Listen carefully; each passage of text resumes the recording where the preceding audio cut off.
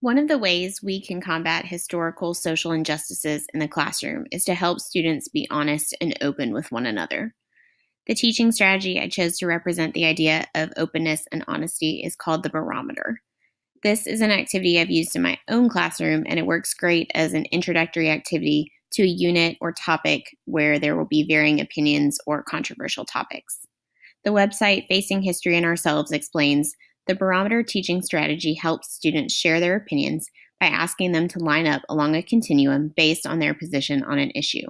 It's especially useful when you want to discuss an issue about which students have a wide range of opinions. This activity encourages students to be open and honest about their own beliefs while also giving them the chance to reflect on and consider the differing opinions of others.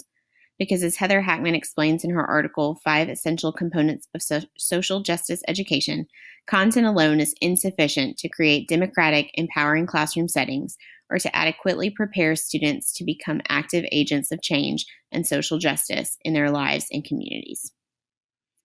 The process of the barometer activity is fairly simple, but the outcomes can be quite dramatic. This tends to be an activity that students enjoy and want to continue discussing even after class is over. It starts with preparing a space so that students can stand along a line between 2 points, usually strongly agree and strongly disagree. Another option is to place opposing statements at either end of the line. Before the activity starts, the first thing that must happen is a review of classroom rules and expectations for behavior. You may have sentence starters to help students phrase their disagreements or have a policy about using I statements. Whatever the rules, the goal is to be able to have open, respectful dialogue about the issues. The next step is to give students a prompt and to allow them a few minutes to gather their thoughts and formulate their opinions. This could be written or just in their heads.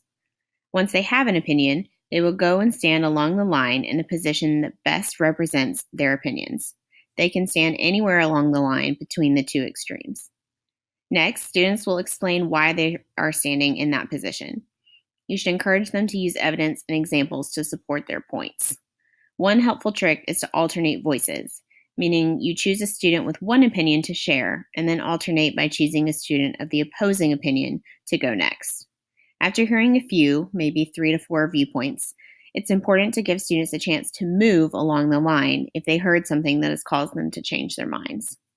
You can repeat the process with multiple prompts, being sure that all students get a chance to be heard. Finally, students can reflect or debrief on the activity.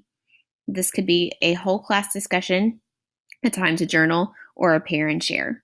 Students can discuss patterns they saw, ideas that caused them to think about an issue in a new way, or things that reinforced their original opinions.